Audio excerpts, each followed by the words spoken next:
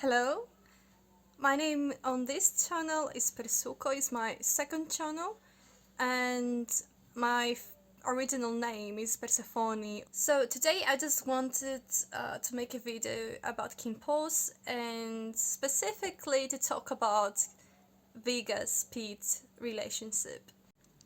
While I was watching this show, I had no idea that they were gonna end up together, so I was quite surprised by the outcome. I didn't read the book before, so I was not prepared. And in general, when it comes to the whole series, I was waiting for it to come out for a long time, since the first trailer was out, I think in 2020 or 21. Then I saw that the production gave up on it, and I was so afraid that we were never gonna see the series. But boom, we got it in 2022 finally. I watched it in July.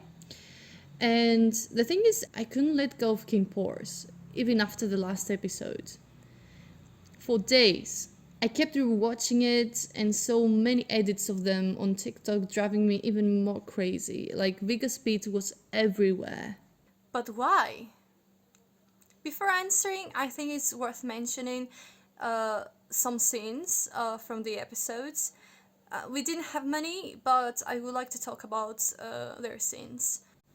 I've noticed that 𝐕𝐞𝐠 didn't come closer together soon. And compared to other series, when the couples usually have more scenes together, 𝐕𝐞𝐠 didn't have many scenes together. Well, 𝐾𝐿, the series, has a very unique storyline, so it makes sense to not start with a traditional way. Their scenes before Pete got captured by 𝐕𝐞𝐠 are very few. And I mostly remember these funny scenes, I think from episodes 6 and 4. Like, they were kind of funny scenes in a way. But as a person that didn't read the book first, I didn't notice anything between them. I think the time that I actually noticed something, but not in a romantic way, I noticed something between them in episode 7. When 𝐕𝐞𝐠 was torturing that man, Pete was the only one who kept staring at 𝐕𝐞𝐠.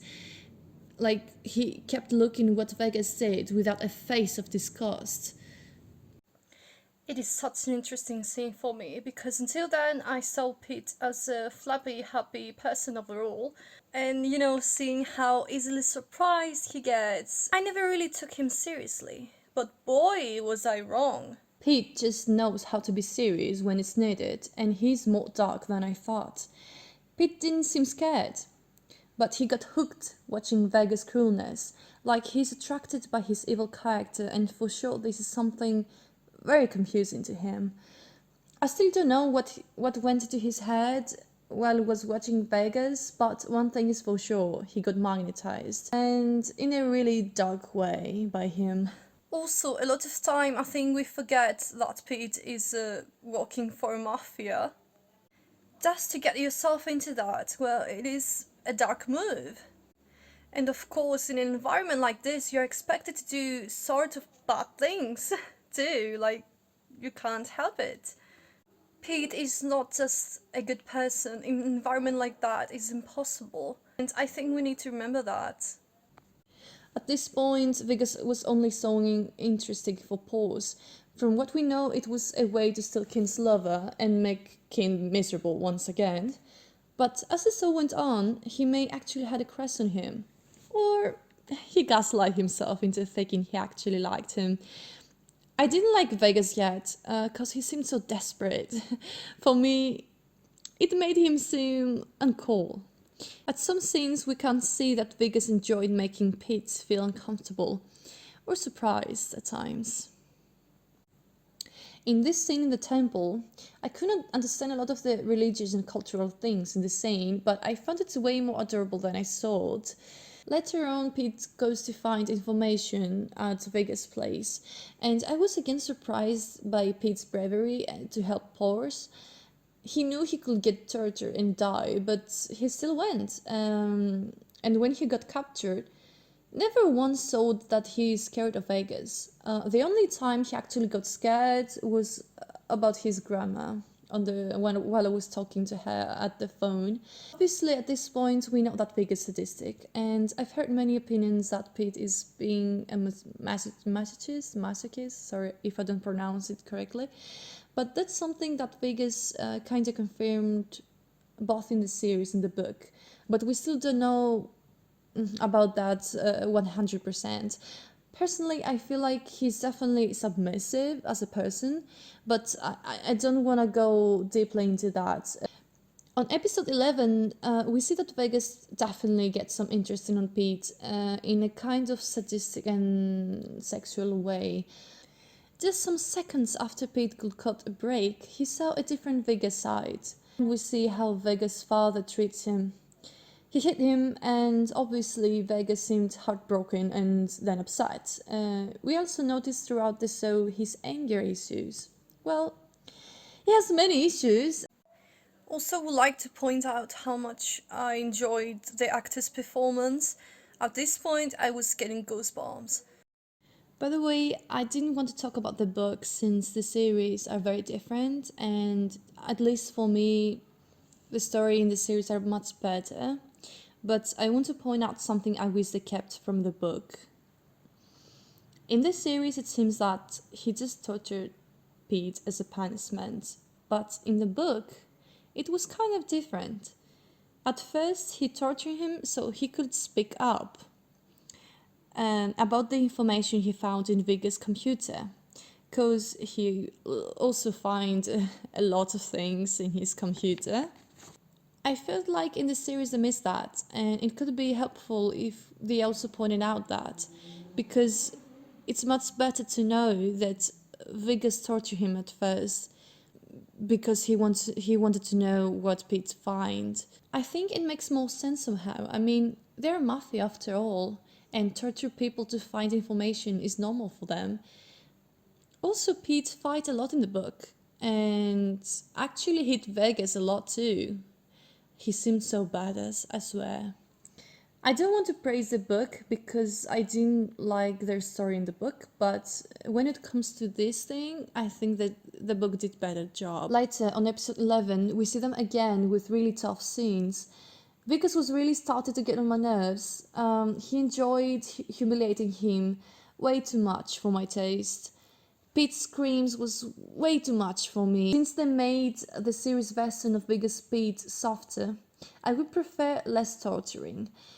We saw enough in episode 10, I don't think any of us needed more. Vigus have again problems with his dad, and honestly, it's really interesting how they made a villain so vulnerable and emotional. He gets angry, sad, so easily. I would say it kind of threw me off after some time, in a way that it confused my brain a lot. I can see for the first time that he's lonely, actually. That's why he was scared when he thought that something bad happened with Pete, when he found him in that state. Vigus started to get attached to him at this point, and later on he tried healing him after that. That pill scene was so hot, I had to say that. And we have Pete in a surprised Pikachu face, because that's the thing. Pete as a character loves to receive love and care, and he can't resist that feeling. At this minute, he forgot everything else from before. The scene when they started to talk was one of the most mature scenes when it comes to writing and themes so far. Pete's story added something new. Someone that treats us like... yeah, I'm not gonna say it, but someone that treats us bad, it's because they themselves suck. He's so right. It's a realistic thought. And I loved seeing the characters discussing that. I understand how actually this advice affected Vegas in a good way. When you are mistreated for so long, you may start to feel like you actually deserve that. Pete is such a strong character. And I will say this, he's stronger than Vegas.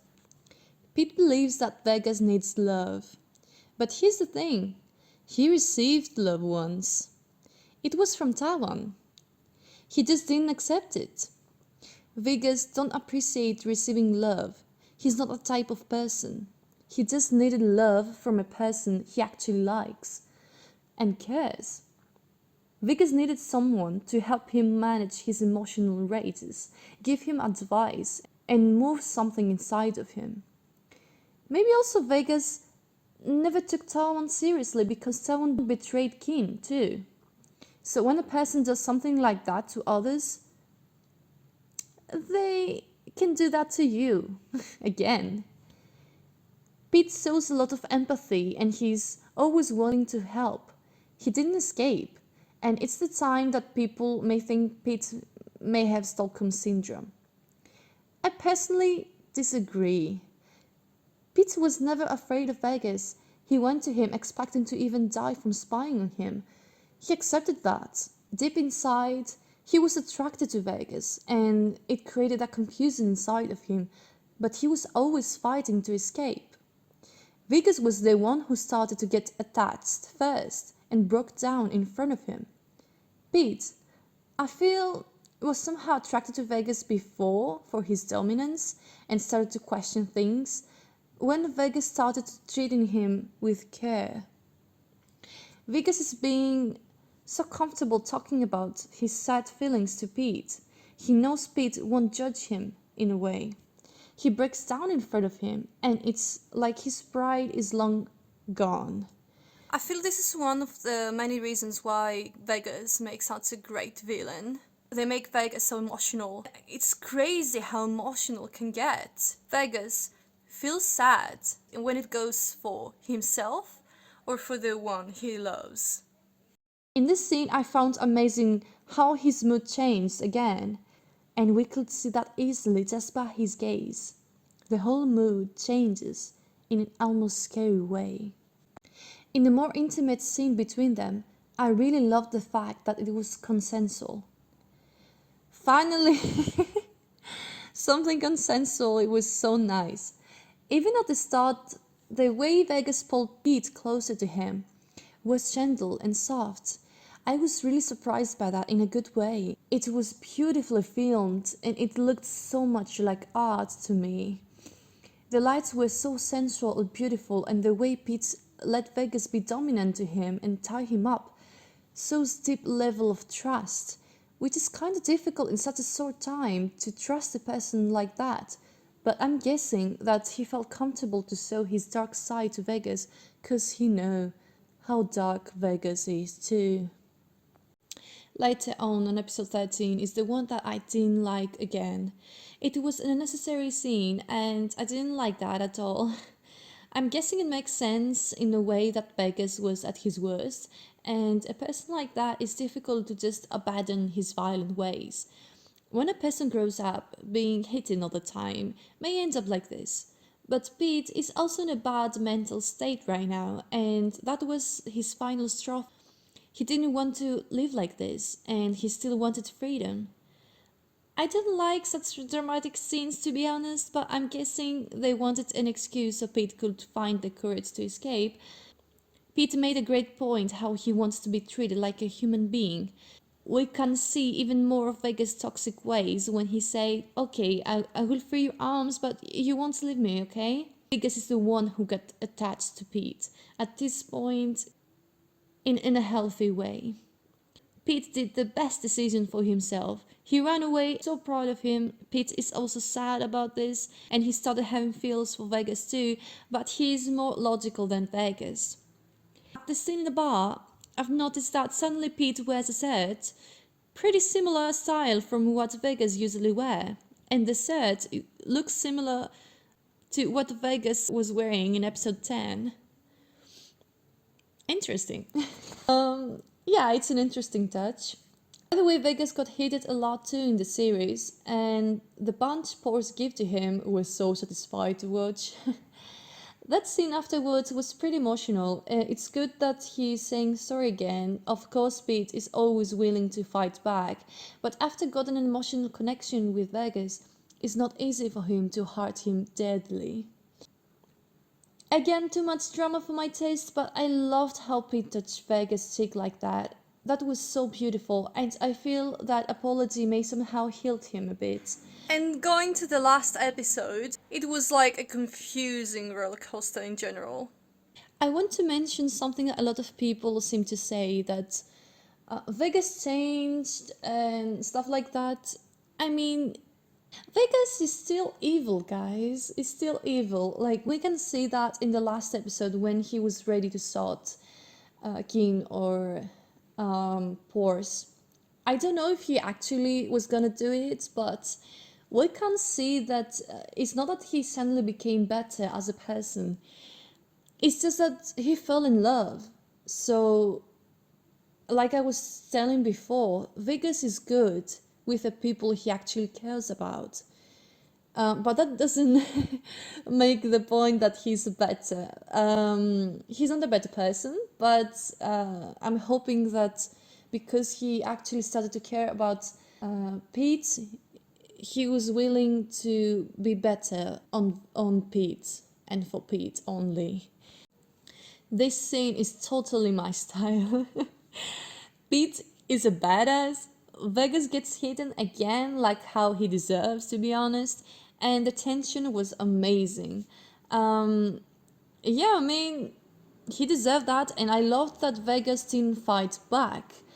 He was accepting that, and the time Pete sought him to save him from his team was mind-blowing. I was actually scared when I saw that he actually sought Vegas, and then I understood why he did that. Personally, I don't like the parts when they say I love you too soon. I just have this thing that I prefer for them like to say I care about you and stuff like that than saying something such a strong word too early. But of course they want to make this scene more emotional and beautiful, and yeah, I guess like I know it makes sense. Also, as a fashion enthusiast, I love Vegas outfits, and especially this one. Just wanted to throw that. Of course, the last scene, not the last, but this scene was the one that made me like lose my breath. I was so anxious, and the time Pete came back to hug him was so emotional, and the way it was filmed was really beautiful. And I love how they didn't kept it cheesy this time. Like, they made Pete saying I'm hungry in a way that, you know, I need you to feed me, like I love you in a way. The whole metaphor in this conversation was clever and nice. Of course, in the last scene in the hospital, oh my god, I was so shocked that we were not gonna see Vegas Pete again after Vegas got shot. And oh my god, I was so scared, but I stayed. Thankfully, I stayed in the whole credits to see if we can see them. And yeah, they had a special scene in after the credits, and I was so happy about that. And the fact that this is the character development that I really like. Less toxicity this time, in the correct way. Vegas says, like, you can let go, okay? I won't stop you. You can't go if you want. After I watched the whole series, I was just curious about the book, because the thing is that even though Keen and Pors is my favorite couple, like it's the one that I loved from the start, of course, I had enough of them. Like they had so many scenes together. They were the protagonists. So I got enough of them. But Vegas Beats, it's a couple that had so much tension so fast and so many things going on. So I felt like I didn't have enough of them. So I went to see the special chapters that they were in. And to be honest, except for those good parts that I told you, I didn't like the relationship there.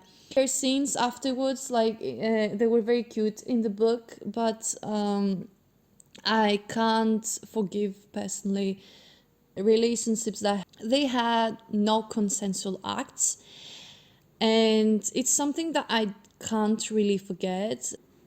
in BL, because the thing is that the time that I got into BL when it was 2013, non-consensual scenes were very normalized sadly, and I thought we passed that, and so I can't really accept it anymore unless you have a story that it's supposed to be toxic. When you have a story that it's so toxic and it ends up really romantic and beautiful, for me it doesn't make sense, because even in a fictional world I can't accept that. So the series was better because the series was actually good, and because we are talking about people who work for mafia, so of course there's going to be violence, of course there's going to be some extra stuff, but sexual harassment is something that I can't really forget. So yeah, the series was good. I feel like the couple have potential. I would like to see season 2. And yeah, and to answer why we like this couple so much, why we hooked up into this couple so much, my answer is because simply it was intense, if I can say in one word, controversial, and of course controversial couples tend to grab our interest, and of course we like psychoanalyzing these situations.